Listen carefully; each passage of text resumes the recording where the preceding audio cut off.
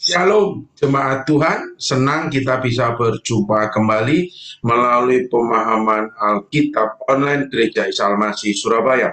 Nah, pada kesempatan kali ini kita akan melanjutkan pemahaman Alkitab kita di dalam kitab Nehemia pasal 11 sampai yang ke-13.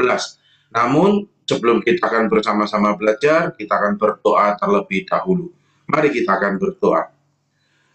Allah Bapa kami yang ada di surga, pada kesempatan ini kami boleh kembali belajar bersama-sama di dalam pemahaman Alkitab, kitab Nehemia 11 sampai 13.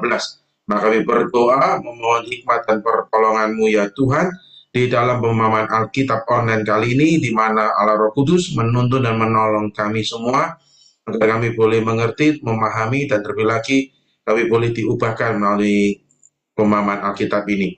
Terpujilah nama-Mu Bapa, di dalam nama Tuhan kami Yesus Kristus kami berdoa.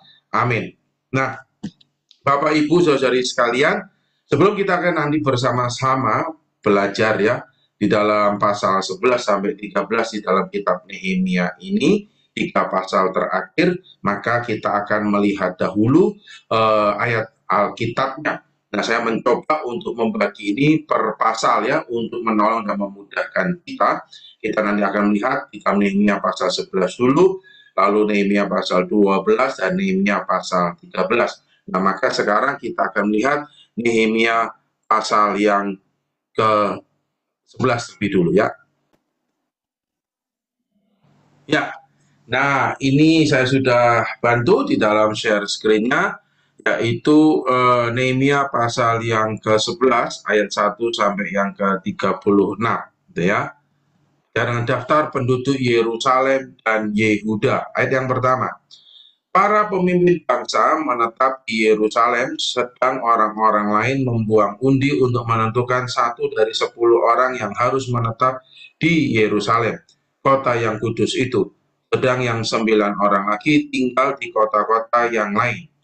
Orang-orang memuji setiap orang yang rela menetap di Yerusalem. Inilah kepala-kepala provinsi Yehuda yang menetap di Yerusalem, sedang di kota-kota di Yehuda setiap orang, yakni orang-orang Israel awam, para imam, orang-orang Lewi, para budak di bait Allah, dan keturunan para hamba Salomo, tinggal di tanah miliknya di kotanya sendiri. Ayat yang keempat, di Yerusalem tinggal orang-orang dari Bani Yehuda dan Bani Benyamin.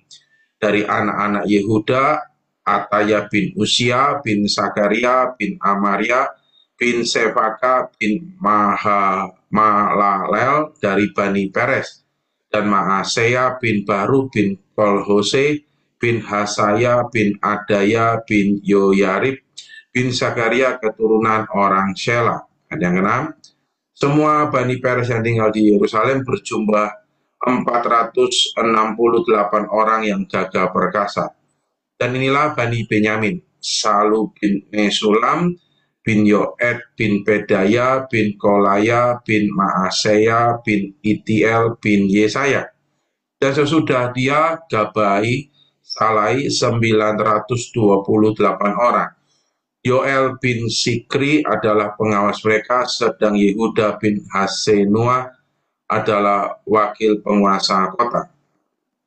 Dari para imam, Yedaya bin Yoyarib, Sakin, Seraya bin Hilkiah, bin Mesulam, bin Sadok, bin Merayot, bin Ahitub, pemuka rumah Allah. Dan saudara-saudara mereka yang bertugas di rumah itu 820 orang. Pula Adaya bin Yeroham bin Pelaya, bin Amsi, bin Sakaria, bin Pasyur, bin Malkia.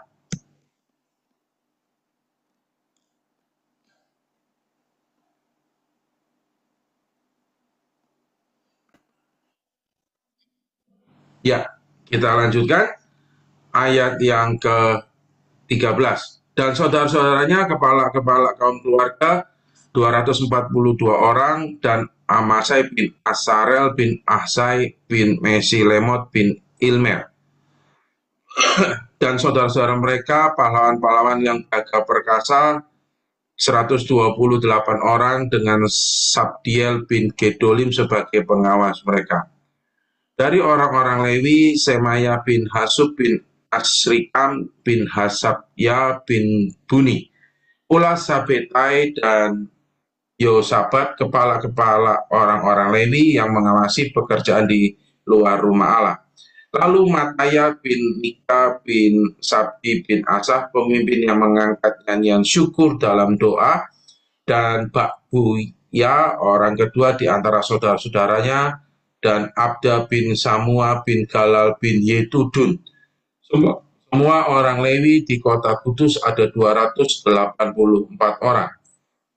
Para penunggu pintu gerbang, Akub dan Talmon dengan saudara-saudara mereka yang mengadakan penjagaan di pintu-pintu gerbang, berjumlah 172 orang. Selebihnya dari orang-orang Israel, awam dan dari para imam dan orang-orang Lewi ada di semua kota Yehuda, masing-masing di tanah pusakanya. Tetapi para budak di Bait Allah tinggal di Ofel, Siha, dan Gisba adalah pemimpin para budak di Bait Allah itu.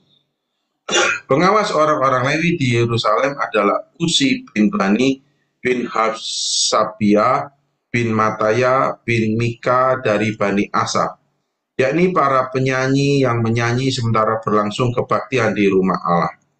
Karena mengenai mereka ada perintah raja yang menetapkan peraturan untuk para penyanyi menurut keperluan setiap hari. Petaya bin Mesesabiel dari Bani Serah bin Yehuda diperbantukan pada raja untuk segala urusan mengenai bangsa itu. Tentang tempat-tempat kediaman di daerah perladangan, sebagian dari Bani Yehuda tinggal di Kiryat Arba dan segala anak kotanya, di Dibon dan segala anak kotanya, dan di Yekabsiil dan desa-desanya, di Yesua, di Molada dan Bet-Pelet, di Hasar Sual, di Beersheba dan segala anak kotanya, di Siklak, di Mekona dan segala anak kotanya, di En-Rimon, Sora, Yarmut, Sanoa, Adulam dan desa-desanya, di Lakis dan ladang-ladangnya, dan di Aseka dan segala anak kotanya. Demikianlah mereka berkampung dari Beersheba sampai Leba Hinom, 31. Dan Bani Benyamin tinggal mulai dari Geba, Mikas di Aya, di Betel dan segala anak kotanya, di Anatot, Nob dan Anania, di Hasor, Rama dan Gitaim, di Hadid, Seboim dan Nebalat, di Lot dan di Ono, lembah tukang-tukang. Beberapa rombongan orang Lewi dan Yehuda bergabung dengan orang Benyamin. Ya, sampai di situ dulu pembacaan Alkitab kita. Ya, tadi kita sudah bersama-sama ya membaca di dalam kitab Nehemia pasal yang ke-11. Nah, maka kita akan melihat pertama dari eksposisi poinnya, ayat yang pertama sampai 36, lalu nanti kita melihat makna rohaninya, relevansi masa kini, dan aplikasi praktisnya.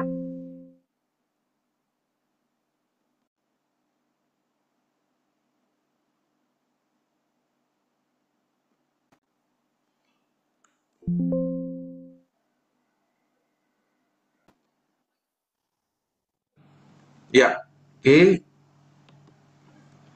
Nah, di dalam poinnya ya, kita tadi sudah membaca. Jadi Nehemia 11 itu menceritakan tentang pengaturan ulang penduduk Yerusalem setelah tembok kota selesai dibangun.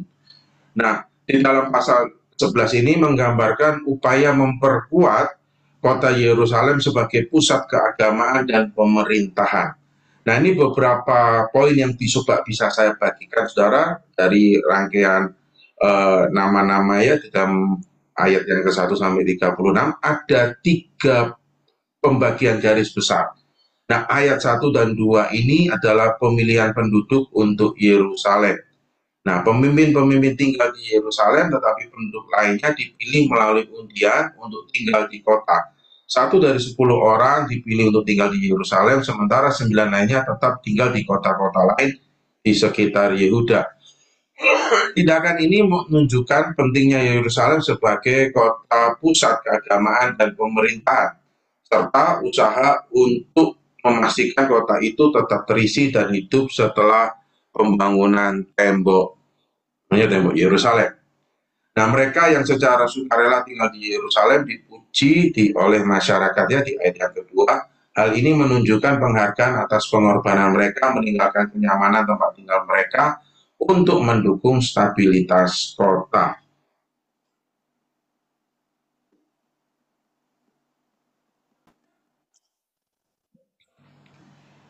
Nah, lalu kita lanjutkan di dalam ayat yang ketiga sampai yang ke-24 itu bicara daftar penduduk Yerusalem. Nah, daftar ini merinci berbagai kelompok penduduk yang tinggal di Yerusalem. Ada orang Israel, imam, dan orang Lewi yang memiliki peran dalam pelayanan Bait Allah dan menjaga kehidupan keagamaan kota. Disebut dengan pelayan Bait Allah, dan bahasa aslinya Netinim, adalah kelompok khusus yang membantu imam dalam tugas-tugas mereka. Para penyanyi dan penjaga gerbang memiliki tanggung jawab untuk melayani dalam ibadah dan menjaga keamanan. Kehadiran berbagai kelompok ini menunjukkan bahwa kota Yerusalem dipulihkan bukan hanya secara fisik, tetapi juga secara spiritual dan sosial. Dan yang ketiga, bicara tentang ayat 25 sampai 36 adalah penduduk kota-kota lain. Bagian ini mencatat lokasi-lokasi lain di Yehuda dan Benyamin di mana orang-orang tinggal. Hal ini menunjukkan bahwa komunitas Israel tersebar di seluruh wilayah, tetapi mereka terhubung dengan Yerusalem sebagai pusat utama kehidupan mereka. Nah, dari poin yang kita bisa lihat dari 36 ayat ini, kita bisa belajar pesannya, yaitu bicara kepemimpinan dan ketaatan. Ya. Nehemia sebagai pemimpin menunjukkan pentingnya perencanaan strategis untuk menghidupkan kembali Yerusalem. Tindakan ini mengingatkan kita tentang pentingnya kepemimpinan yang melibatkan semua lapisan masyarakat dalam membangun kembali kehidupan umat Allah. Nah, penduduk ini menunjukkan ketaatan kepada pemimpin mereka dan kepada Allah dalam menjalankan tugas mereka. Ya, ayat ini juga bicara pengorbanan dan juga bicara komitmen. Mereka yang tinggal di Yerusalem meninggalkan kenyamanan hidup di desa mereka untuk mendukung kota yang menjadi pusat ibadah. Nah, hal ini mengajarkan bahwa pengorbanan untuk pekerjaan Tuhan seringkali melibatkan kesediaan untuk meninggalkan bicara zona nyaman. Dan juga bicara pentingnya kehidupan ibadah. Kehadiran imam, orang Lewi, penyanyi, dan penjaga gerbang di Yerusalem menegaskan bahwa pusat kehidupan umat Allah adalah ibadah kepada Allah. Ini mengingatkan kita juga untuk menjadikan ibadah sebagai prioritas dalam kehidupan kita, bukan? Nah, lalu juga bicara adanya kerjasama ya bersama-sama untuk pemulihan kembali Yerusalem. Pemulihan Yerusalem itu melibatkan banyak pihak dengan berbagai peran. Ini mengajarkan bahwa pekerjaan Tuhan memerlukan kerjasama dari seluruh umatnya, di mana setiap orang memiliki tugas dan tanggung jawab yang penting.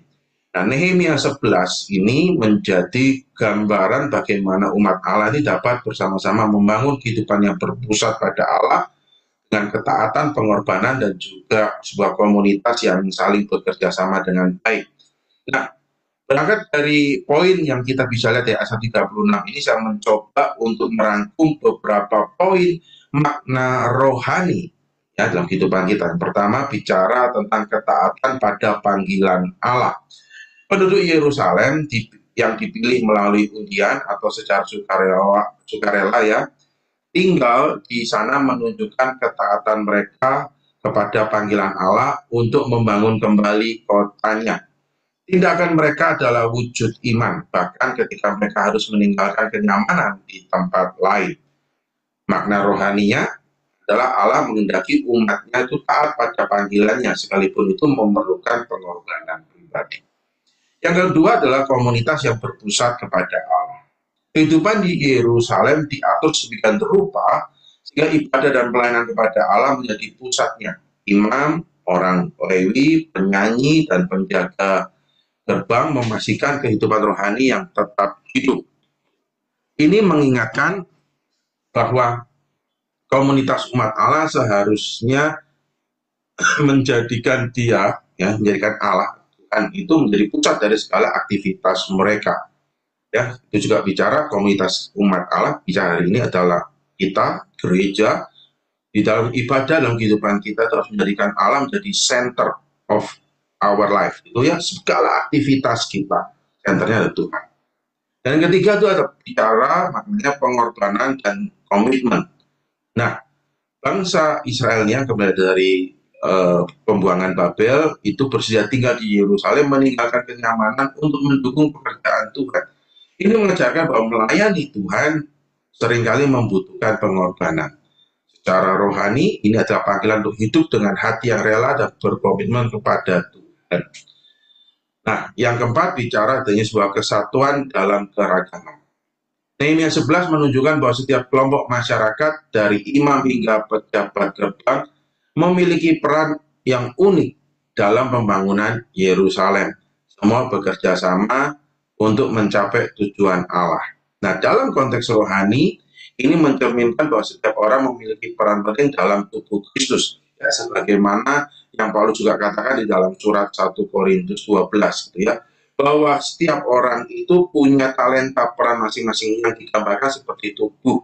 Dia ada tangan, ada kaki, ada mata, ada kepala. Tetapi tubuh itu meskipun berbeda, beragam, tidak terpisah, karena kalau terpisah tentu tidak hidup. Jadi ini juga menggambarkan ada suatu kesatuan yang orang memiliki peran masing-masing, talenta masing-masing, tapi bukan saling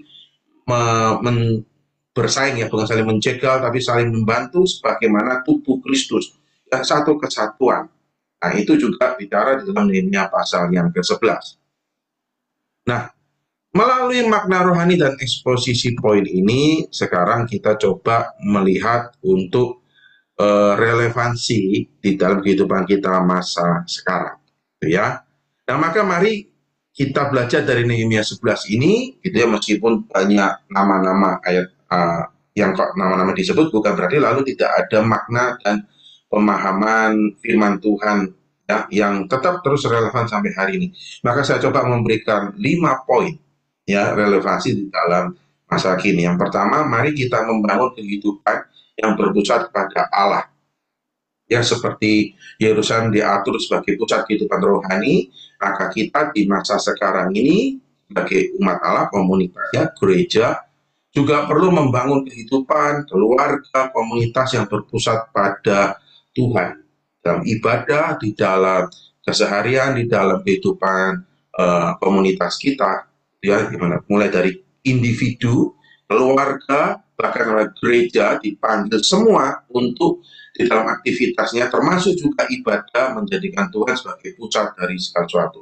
Hari ini disebut dengan Gospel Center Worship. Ya, jadi yang berpusat pada Injil Kristus, berpusat pada Allah. Yang kedua, kita belajar untuk taat pada panggilan Tuhan. Nah, banyak orang mungkin dipanggil untuk meninggalkan kenyamanan demi melayani di tempat yang sulit, seperti menjadi misionaris atau mendukung pelayanan gereja. Tapi di dalam relasi kita mungkin kita tidak harus selalu menjadi misionaris, selalu pergi ke tempat-tempat terpencil. Tapi juga bicara panggilan-panggilan kita yang dimana kita membutuhkan effort, membutuhkan ketaatan, ya, disiplin, meninggalkan mungkin ya rasa nyaman kita. Biasanya kita ini bisa santai gitu, tapi kita sekarang perlu mempersiapkan diri. Nah, itu juga sama pentingnya, ya. Lalu yang ketiga, kita harus perlu menghargai juga peran setiap anggota komunitas. Kalau kita lihat bahwa setiap kelompok di dalam Nehemia 11 itu tadi memiliki peran masing-masing dan semua penting untuk membangun Yerusalem. Maka demikian pula dalam kehidupan modern kita hari ini, tugas apapun di gereja itu tidak ada yang bilang, itu tugas sepele, tugas itu tidak penting, tugas itu rendah. No, setiap pelayanan, setiap tugas di dalam gereja itu mempunyai kadar penting yang sama-sama penting, sama-sama krusial, sama-sama berharga, sama-sama mulia. Itu juga di tempat kerja dan di dalam keluarga. Peran apapun itu penting, saling mendukung. Tidak ada yang jangan terlalu kecil, terlalu sepele, gampang, lalu ya dianggap gampang. Semua harus dilakukan dengan sungguh-sungguh untuk kemuliaan Tuhan. Contoh, tidak ada bilang, wah kalau kolektor itu gampang, kalau khotbah lebih tinggi, kata lebih serius. Enggak, baik kolektor, penerima tamu, pengkhotbah, WL, singer, itu semuanya peran di dalam gereja, dalam ibadah, itu semuanya penting. Enggak ada yang lebih rendah, enggak ada yang lebih hebat. Semuanya sama-sama penting ketika kita lakukan untuk kemuliaan Tuhan. Nah, yang keempat, kita juga belajar untuk menghargai pengorbanan orang lain. Penduduk Yerusalem yang tinggal secara sukarela dihormati karena pengorbanan mereka. Ini mengingatkan kita juga untuk juga mau saling menghormati dan menghargai setiap orang-orang yang mau mengorbankan waktunya, tenaga, kenyamanan mereka untuk juga mau melayani Tuhan. Kita perlu mengapresiasi dan menghargai mereka. Dan yang kelima, ada sebuah kerjasama untuk misi Allah. Artinya, ya kita lihat bahwa pemulihan Yerusalem itu tidak dilakukan oleh satu orang saja. Ini yang memimpin, tetapi banyak orang lain juga bekerja sama. Nah, relevansi pada hari ini gereja itu bukan bicara, oh yang hebat pendetanya, pemimpinnya itu kalau PW-nya ada, oh bukan gereja. No, gereja itu harus bersatu. Kepalanya siapa? Kristus. Untuk apa kita semua bersatu menjalankan visi misi kepala kita Kristus, yaitu Matius 28 ayat 19-20. Gereja dipanggil di dalam amanat agung untuk menjalankan misi Allah di dunia ini, yaitu Matius 28 19-20. Menjadikan semua bangsa menjadi murid Kristus. Nah, kita dipanggil di dalam kerjasama ini untuk kita bisa berkolaborasi dengan berbagai talenta yang berbeda. Itu bukan untuk saling bertabrakan atau saling berkompetisi, tetapi untuk berkolaborasi, bersinergi untuk menghasilkan dampak yang besar, yaitu apa? Visi misi Matius 28-20 ini boleh ada dalam kehidupan gereja kita. Nah, maka evaluasi praktis, aplikasi praktis, gitu ya. Nah, yang pertama yang evaluasi. Juga, mari kita mengevaluasi diri kita masing-masing. Apakah Tuhan itu menjadi pusat di dalam kehidupan pribadi kita, di dalam keluarga, dan juga dalam kehidupan komunitas kita atau gereja. Yang kedua, keterlibatan. Apakah kita itu di dalam gereja, dalam komunitas itu hanya sebagai pendengar, tidak mau terlibat, ya kita hanya bisanya kayak mirip netizen yang hanya bisa berkomentar tapi do nothing, omdo, atau kita mengambil bagian di dalam membangun sebuah komunitas rohani. Misalnya kita terlibat aktif di dalam pelayanan gereja atau masyarakat. Yang ketiga, bicara pengorbanan. Apakah kita juga mau bersedia meninggalkan kenyamanan kita untuk mau taat kepada Tuhan?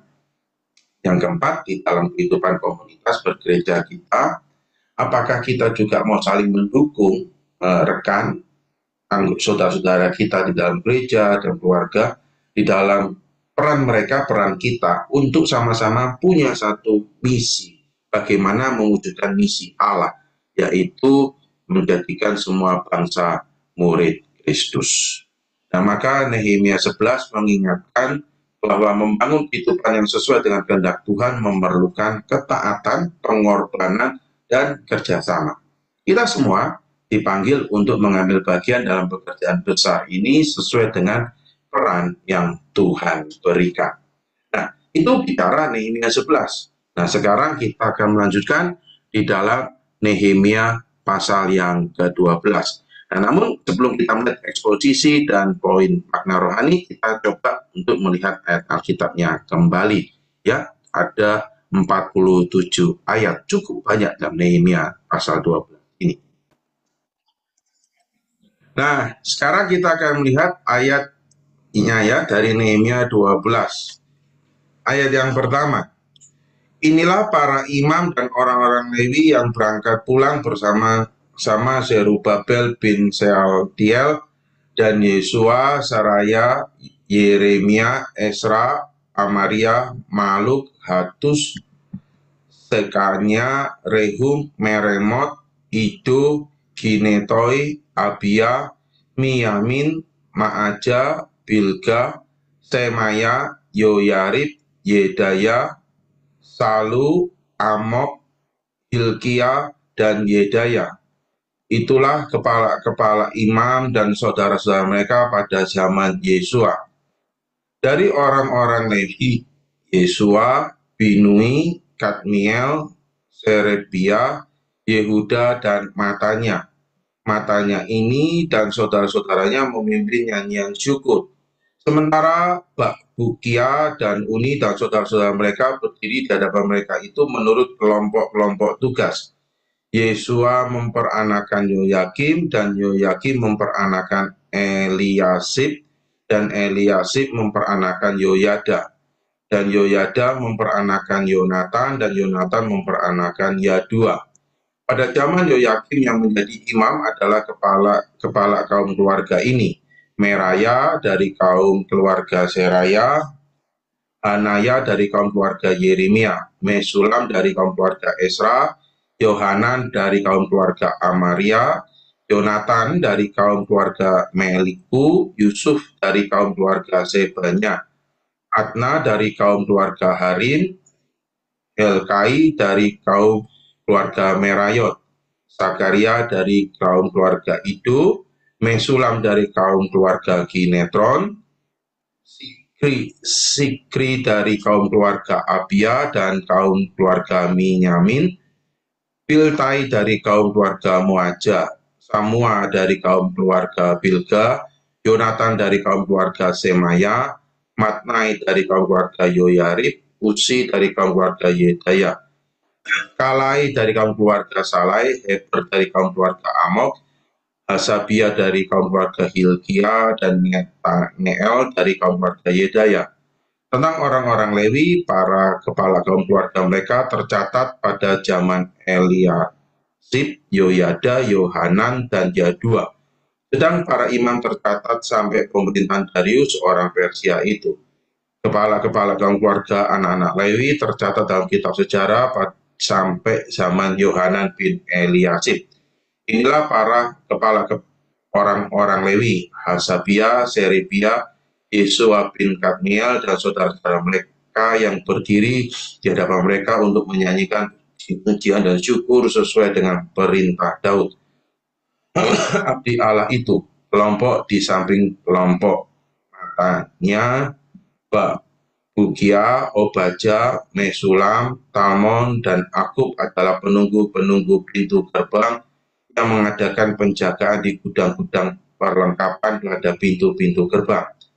Mereka itu hidup pada zaman Yoyakim bin Yesua bin Yosadak dan pada zaman Bupati Nehemia dan Imam Esra ahli kitab itu.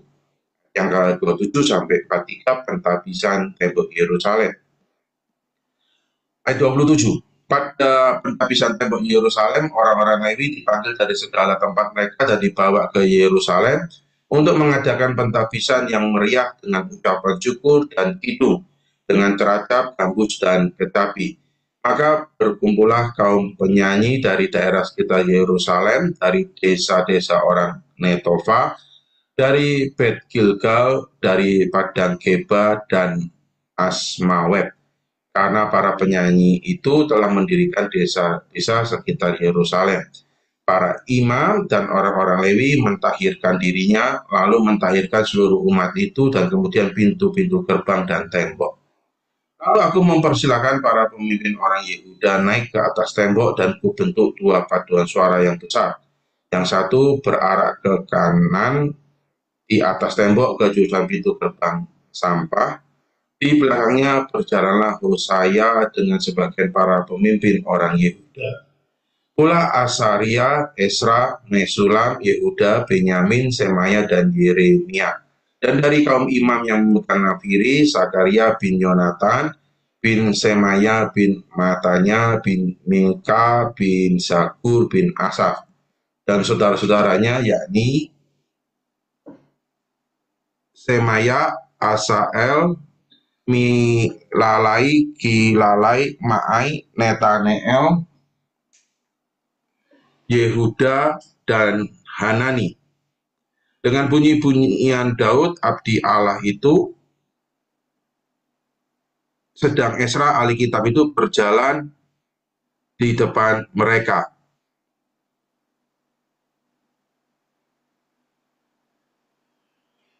Ayat yang ke-37, lalu pada pintu gerbang mata air mereka langsung naik tangga-tangga kota Daud pada jalan pendakian tembok lewat istana Daud dan berjalan sampai pintu gerbang air di sebelah timur. Dan paduan suara yang kedua berarak ke kiri, dan aku mengikutinya dengan sebagian dari orang-orang itu melalui tembok dan menara perapian sampai tembok lebar. Lalu kami melalui pintu gerbang Efraim, pintu gerbang lama, pintu gerbang ikan, menara Hananeel, dan menara Mea sampai pintu gerbang domba. Mereka berhenti di pintu gerbang penjagaan. Kemudian kedua paduan suara itu berdiri di rumah Allah.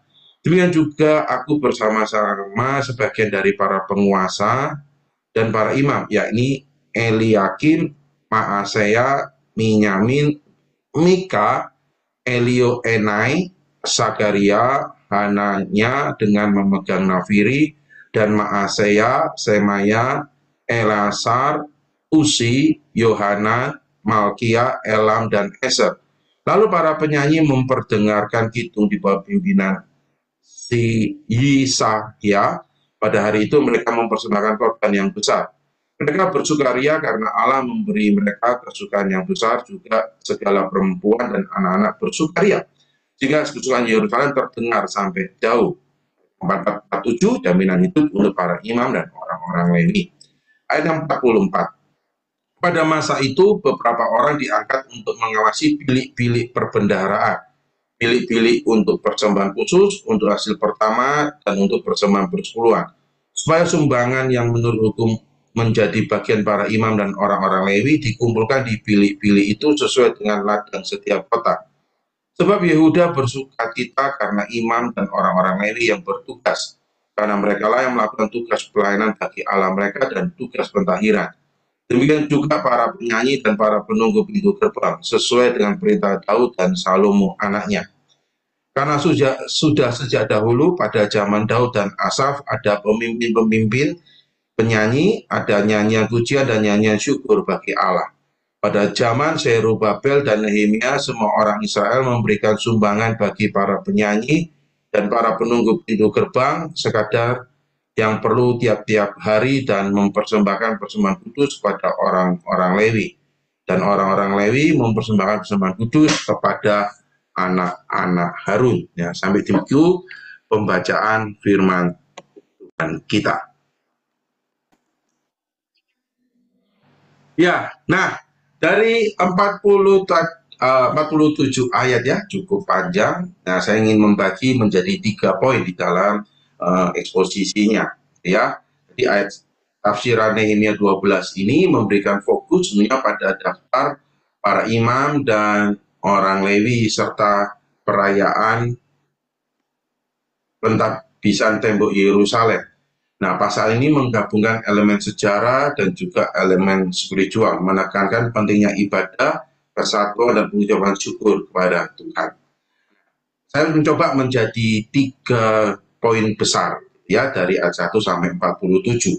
Ya, ayat 1 sampai ayat yang ke-26 ya, itu bicara daftar para imam dan orang Lewi.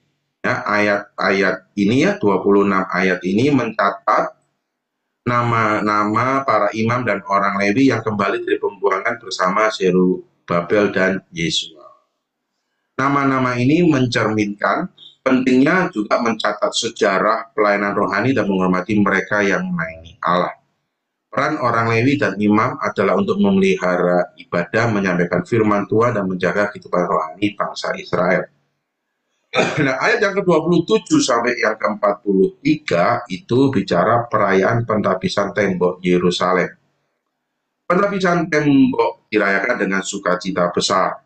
Dua paduan suara besar memimpin prosesi di atas tembok, bernyanyi dan memuji Allah. Ya, sebagaimana di ayat yang sudah kita baca. Suara nyanyian dan sukacita mereka terdengar jauh, ya, di ayat yang ke-43, menunjukkan kebesaran perayaan dan pengaruhnya pada bangsa-bangsa lain di sekitar mereka. Nah, prosesi ini mencerminkan pengucapan syukur yang mendalam atas perlindungan dan penyertaan Allah selama pembangunan tembok. Lalu ayat yang ke-44 sampai 47 itu bicara pengaturan untuk ibadah dan juga persembahan. Setelah perayaan, pengaturan dibuat untuk menyediakan kebutuhan bagi imam, orang Lewi, dan pekerjaan bait Allah. Rakyat dengan setia membawa persembahan untuk mendukung pelayanan ibadah, menunjukkan dedikasi mereka kepada Tuhan. Nah, berangkat dari 3 pembagian garis besar ini, ada 4 makna rohani yang ingin saya bagikan. Yang pertama, akan pentingnya untuk mencatat dan mengingat. Para imam, orang Lewi ini menunjukkan bahwa Allah menghargai orang-orang yang melayaninya. Nama-nama mereka dicatat sebagai pengingat kontribusi mereka dalam membangun kembali bangsa Israel pasca pembuangan. Inilah sebuah pengajaran bahwa pelayanan yang kita lakukan untuk Tuhan meskipun kecil tidak pernah dilupakan oleh Tuhan. Yang kedua adalah pengucapan syukur itu sebagai pusat ibadah. Pentabisan tembok dilakukan dengan sukacita dan pujian besar kepada Tuhan. Ini menunjukkan bahwa ibadah sejati itu lahir dari hati yang bersyukur atas perbuatan-perbuatan besar Tuhan. Dalam kehidupan kita, pengucapan syukur itu adalah inti dari hubungan kita dengan Tuhan, mencerminkan kepercayaan dan penghormatan kepada Tuhan. Ya, jadi inti ibadah kita itu ucapan syukur atas anugerah dan kemurahan.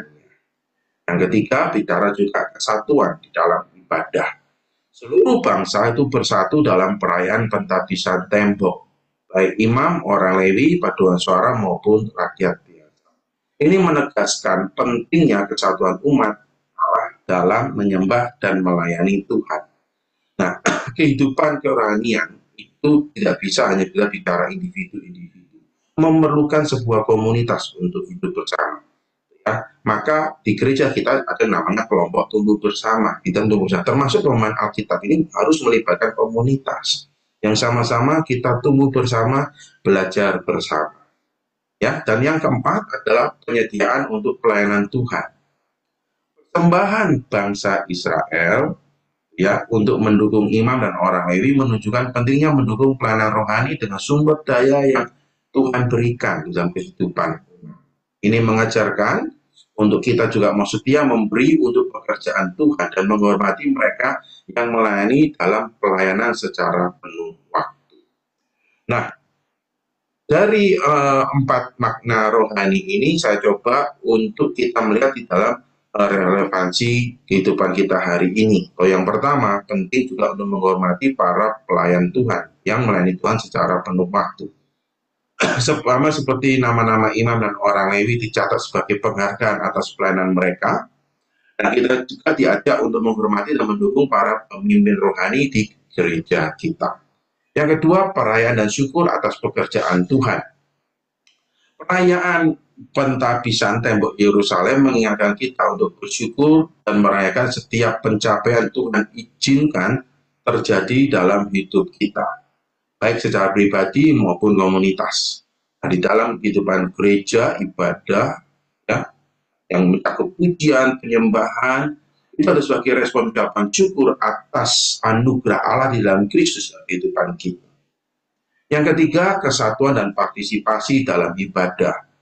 Pentabisan tembok adalah usaha bersama yang dilakukan oleh seluruh bangsa. Ini mengajarkan kita bahwa setiap orang memiliki peran dalam membangun komunitas di dalam kehidupan gereja yang kuat.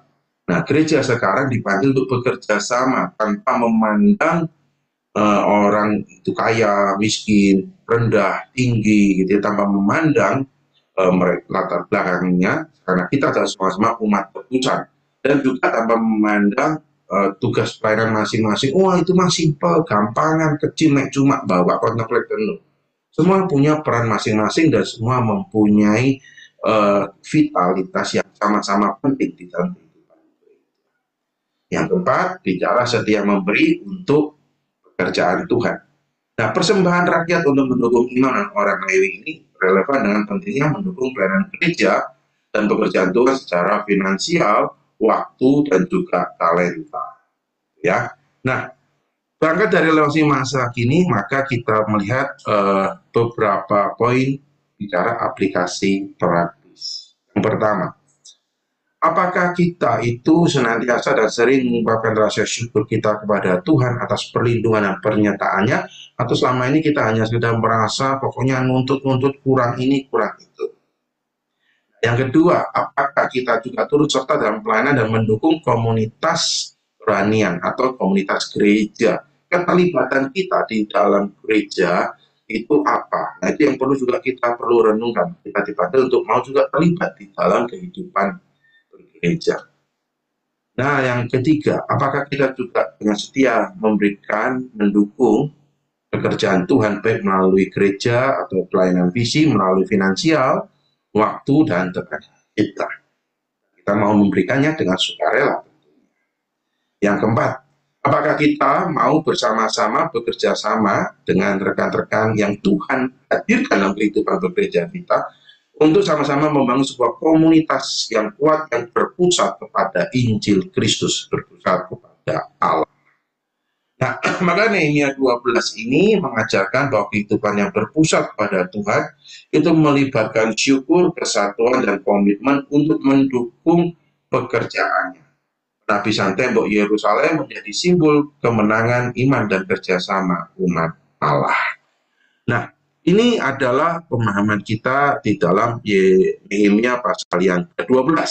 Nah, sekarang kita juga akan coba masuk di dalam Nehemia pasal 13, namun kita akan membaca Nehemia 13 terlebih dahulu. Nah, Nehemia 13.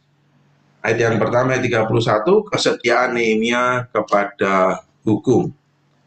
Ayat yang pertama, pada masa itu bagian-bagian daripada kitab Musa dibacakan dan didengar oleh rakyat. Didapati tertulis dalam kitab itu bahwa orang-orang Amon dan orang Moab tidak boleh masuk jemaah Allah untuk selamanya. Karena mereka tidak menyongsong orang Israel dengan roti dan air. Allah mengupah Bileam melawan orang Israel supaya dikutukinya. Tetapi Allah kami mengubah kutuk itu menjadi berkat. Ketika mereka mendengar pembacaan Taurat itu, mereka memisahkan semua peranakan dari orang Israel. Tetapi sebelum masa itu, Imam Eliasib yang diangkat untuk mengawasi bilik-bilik rumah Allah kami, dan yang mempunyai hubungan erat dengan Tobia, menyediakan sebuah bilik besar bagi Tobia itu. Sebelumnya orang membawa ke bilik itu korban sajian, kemenyan, perkakas-perkakas, dan persembahan persepuluhan daripada gandum, anggur, dan minyak yang menjadi hak orang-orang Lewi, para penyanyi, dan para penunggu pintu gerbang, dan persembahan khusus bagi para imam.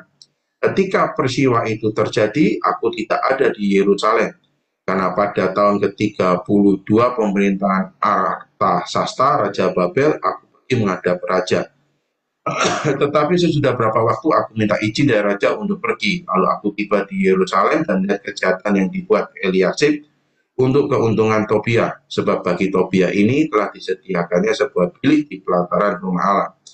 Aku menjadi sangat kesal, lalu kulempar semua perabot rumah Tobia keluar bilik itu. Kemudian kusuruh kutahirkan bilik itu. Sesudah itu kubawa kembali ke sana perkakas-perkakas rumah Allah, korban sajian dan kemenyan. Juga kudapati bahwa sumbangan-sumbangan bagi orang-orang Lewi tidak pernah diberikan, sehingga orang-orang Lewi dan para penyanyi yang bertugas masing-masing lari ke ladangnya. Aku menyesali para penguasa, kataku, mengapa rumah Allah dibiarkan begitu saja. Lalu kukumpulkan orang-orang Lewi itu dan kukembalikan pada tempatnya. Maka seluruh orang Yehuda membawa lagi persembahan persepuluhan daripada gandum, anggur, dan minyak ke perbendaharaan. Sebagai pengawas-pengawas perbendaharaan, kuangkat Imam Selemnya dan Sadok, seorang ahli kitab, dan Pedaya, seorang Lewi. Sedang Hanan bin Sakur bin Mataya diperbantukan kepada mereka. Karena orang-orang itu dianggap setia. Mereka diserai tugas untuk mengurus pembagian kepada saudara-saudara mereka. Ya Allahku, ingatlah kepadaku karena hal itu, dan janganlah hapuskan segala perbuatan bakti yang telah kulakukan terhadap rumah Allahku dan segala pelayanan di dalamnya. Pada masa itu kulihat di Yehuda orang-orang mengirik memeras anggur pada hari Sabat. Pula orang-orang yang membawa berkas-berkas gandum dan membuatnya adalah segala daik, juga anggur, buah anggur, dan buah arah, dan pelbagai muatan yang mereka bawa ke Yerusalem pada hari Sabat. Aku memperingatkan mereka ketika mereka menjual bahan-bahan makanan, juga orang Tirus yang tinggal di situ membawa ikan dan berbagai barang dagangan dan menjual itu kepada orang-orang Yehuda pada hari Sabat, bahkan di Yerusalem. Lalu aku menyesali pemuka-pemuka orang Yehuda, kataku kepada mereka, kejahatan apa yang kamu lakukan ini dengan melanggar keputusan hari Sabat? Bukankah nenek moyangmu telah berbuat demikian, sehingga Allah kita mendatangkan seluruh malapetaka ini atas kita dan atas kota ini? Apakah kamu bermaksud memperbesar murka yang menimpa Israel dengan melanggar keputusan hari Sabat? Kalau sudah remang-remang di pintu-pintu gerbang Yerusalem menjelang hari Sabat, kusuruh tutup pintu-pintu dan kuperintahkan supaya jangan dibuka sampai lewat hari Sabat. Dan aku tempatkan beberapa orang dari anak buahku di pintu-pintu gerbang, supaya tidak ada muatan yang masuk pada hari Sabat. Tapi orang-orang yang berdagang dan berjualan rupa-rupa barang itu kemudian bermalam juga di luar tembok Yerusalem 1-2 kali. Lalu aku memperingatkan mereka, kataku, mengapa kamu bermalam di depan tembok? Kalau kamu berbuat itu sekali lagi, akan kukenakan tanganku kepadamu. Sejak waktu itu mereka tidak datang lagi pada hari Sabat. Juga kusuruh orang-orang Lewi mentahirkan dirinya dan datang menjaga pintu-pintu gerbang untuk menguduskan hari Sabat. Ya Allahku, ingatlah kepadaku juga karena hal itu dan sayangilah aku menurut kasih setiamu yang besar. Pada masa itu juga kulihat bahwa orang-orang Yahudi memperistri perempuan-perempuan Asdod, perempuan-perempuan Amon, dan perempuan-perempuan Moab. Sebagian dari anak-anak mereka berbicara bahasa Asdod atau bahasa bangsa lain itu dan tidak tahu berbicara bahasa Yahudi. Aku menyesali mereka, kukutuki mereka, dan beberapa orang di antara mereka kukuli dan kucabut rambutnya dan kusuruh mereka bersumpah demi Allah demikian. Jangan sekali-kali kamu serahkan anak-anak perempuanmu kepada anak-anak lelaki mereka atau mengambil anak-anak perempuan mereka sebagai istri untuk anak-anak lelakimu atau untuk dirimu sendiri. Bukankah Salomo Raja Israel telah berbuat dosa karena hal semacam itu? Walaupun di antara begitu banyak bangsa tidak ada seorang raja seperti dia yang dikasihi Allahnya dan diangkat oleh Allah itu menjadi raja seluruh Israel. Namun dia pun terbawa dalam dosa oleh perempuan-perempuan asing itu. Apakah orang harus mendengar bahwa juga kamu berbuat segala kejahatan yang besar itu, ya ini berubah setia terhadap Allah kita karena memperistri perempuan-perempuan asing?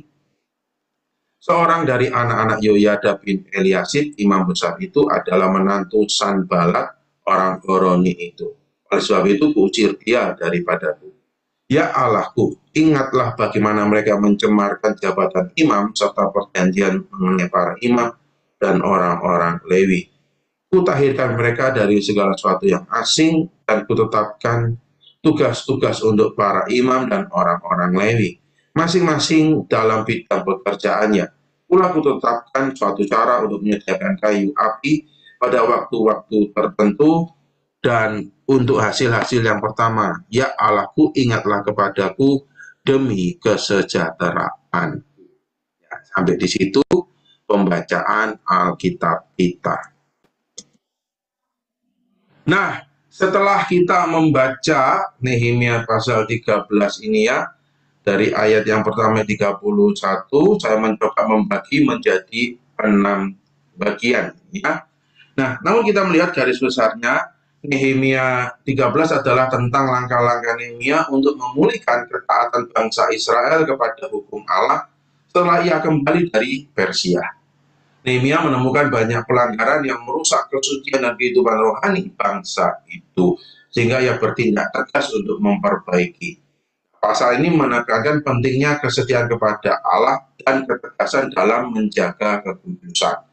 Nah, maka isi utama yang coba saya bagi menjadi 6 bagian. Ayat yang pertama sampai yang ketiga itu bicara pemurnian komunitas dari orang asing. Ya. Nehemia membaca kitab Musa yang melarang orang Amon dan Moab untuk masuk ke dalam persekutuan Israel karena mereka tidak menunjukkan belas kasihan kepada bangsa Israel.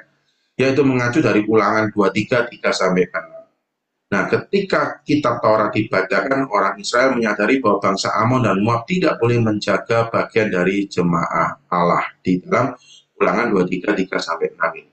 Nah, setelah mendengar hukum ini, orang Israel memisahkan diri dari orang asing yang membawa pengaruh buruk.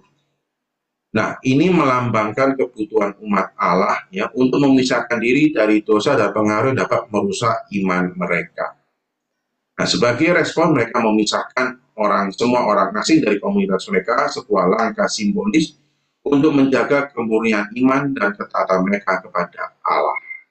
Yang kedua adalah bicara ayat 4-9, pengusiran Tobia dari bait Allah. Nehemia menemukan bahwa imam besar Eliasib memberikan ruang di bait Allah kepada Tobia, itu seorang musuh Israel. Ruangan itu seharusnya digunakan untuk menyimpan persembahan dan peralatan ibadah. Lalu Nehemia marah, mengusir Tobia dan membersihkan kembali ruangan tersebut. Nehemia itu dengan tegas membuang barang-barang Tobia dari bait Allah dan memberikan fungsi ruangan tersebut untuk tujuan suci. Ini adalah sebuah simbol perlunya menjaga kesucian dalam rumah Tuhan. Ya, hari ini bicara gereja dan hati kita yang juga adalah bicara bait Allah. Dan yang ketiga, pemulihan persembahan kepada imam dan orang Lewi, ya, ayat yang ke-10 sampai yang ke-14. Dan Nehemia menemukan bahwa orang Lewi dan penyanyi tidak mendapat persembahan yang layak, sehingga mereka meninggalkan pelayanan. Nehemia menemukan bahwa orang Lewi tidak menerima persepuluhan mereka, sehingga mereka harus meninggalkan tugas mereka di bait Allah untuk bekerja di ladang. Ya, tetap terus orang itu harus survive. Memang orang itu membutuhkan uang, dana untuk finansial untuk menghidupi, termasuk juga orang Lewi. Nah, maka ia memulihkan sistem persembahan dan menunjuk orang yang setia untuk mengelola persembahan. Nehemia mengatur ulang sistem persepuluhan agar kebutuhan orang Lewi dan pelayanan bait Allah itu dapat dipenuhi. Nah, hal ini menekankan pentingnya mendukung pelayanan Tuhan dengan setia di dalam memberikan persembahan. Yang keempat, bicara menegakkan hari Sabat, ya, ayat yang ke-15 sampai yang ke-22. Nah, Nehemia itu melihat orang-orang melanggar Sabat dengan berdagang dan bekerja. Ia segera bertindak dengan menutup gerbang Yerusalem pada hari Sabat dan melarang perdagangan.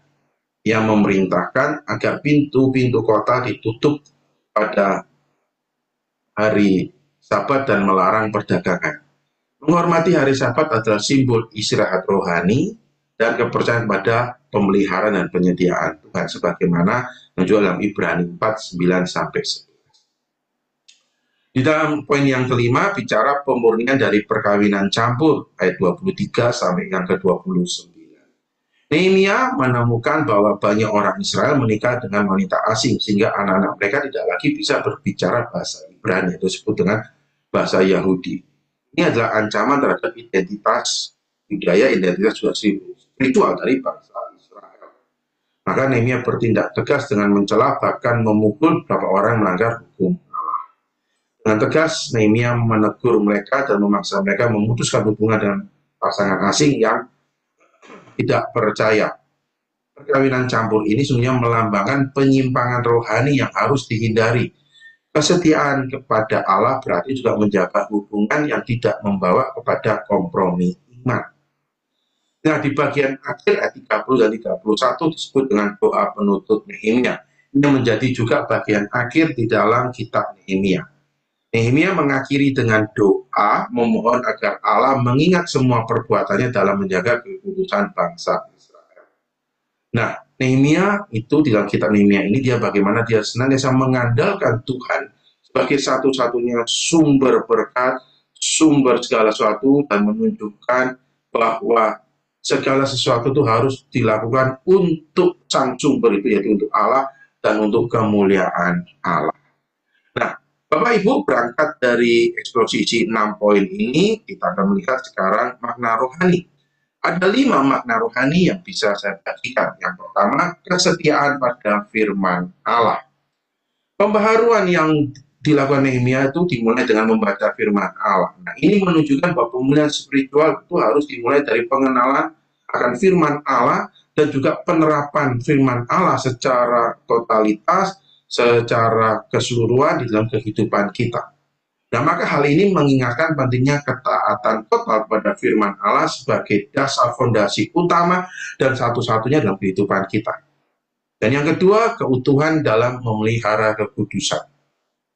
Nehemia tidak ragu untuk mengambil tindakan tegas terhadap pelanggaran termasuk membersihkan bait Allah dan menegur umat Allah.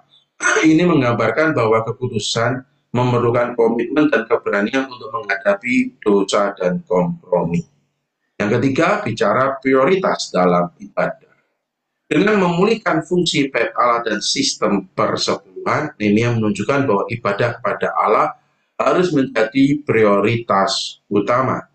Hal ini mengingatkan kita juga untuk menempatkan Tuhan di dalam pusat kehidupan kita, baik dalam waktu, tenaga, maupun juga sumber daya. Yang keempat, bicara keputusan hari Sabat.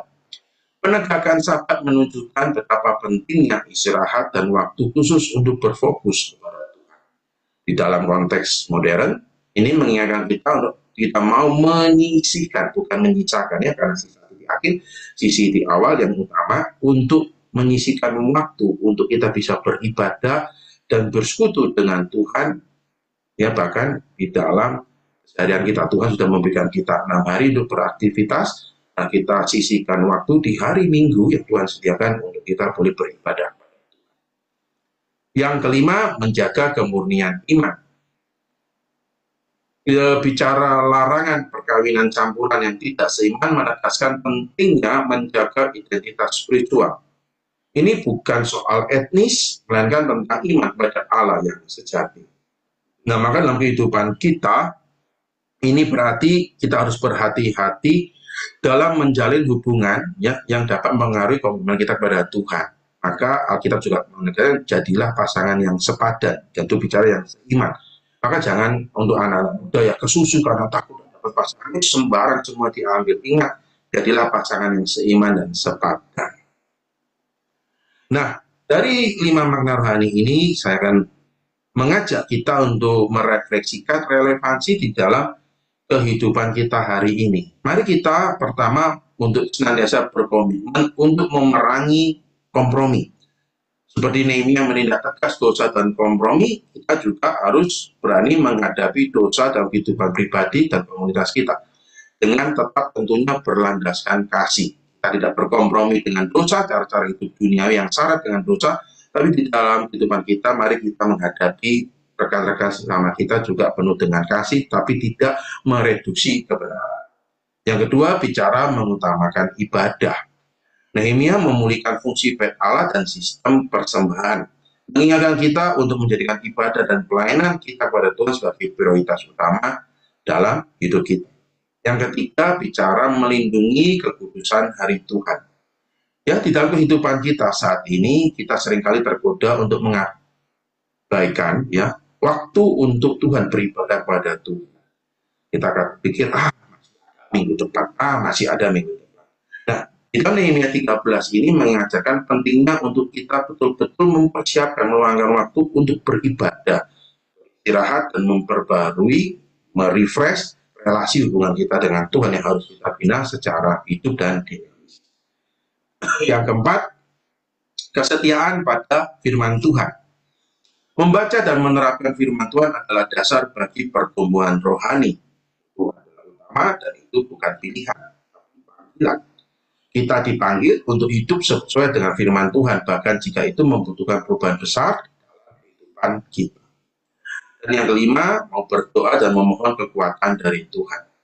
Nah, Nehemia mengakhiri pasal yang bahkan kitab ini dengan doa, menunjukkan bahwa semua usahanya dilakukan dengan ketergantungan penuh kepada Allah, mengingatkan kita untuk selalu mengandalkan Tuhan dalam setiap tindakan kita.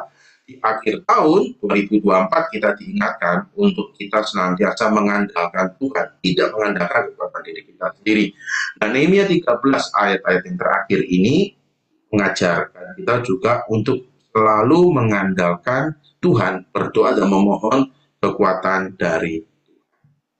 Nah, aplikasi praktis Bapak Ibu Saudara sekalian, bicara ruangan topia, yaitu ya ruangan dalam hidup kita yang perlu dibersihkan dari hal-hal yang tidak memuliakan Tuhan. dalam kehidupan kita ada ruangan tobia, yaitu yang dipakai untuk hubungan pribadi. Yang kedua, apakah kita juga memberikan waktu khusus untuk membaca firman Tuhan dan menjadikan pedoman hidup? Apakah kita, yang ketiga, juga menjaga waktu ibadah dan istirahat untuk mendekatkan diri kita kepada Tuhan? Yang keempat, apakah kita berani menghadapi dosa atau kompromi dalam hidup kita, baik secara pribadi atau di dalam komunitas gereja anak-anak Tuhan? Yang kelima, apakah kita menjaga hubungan kita agar tidak membawa kepada kompromi iman?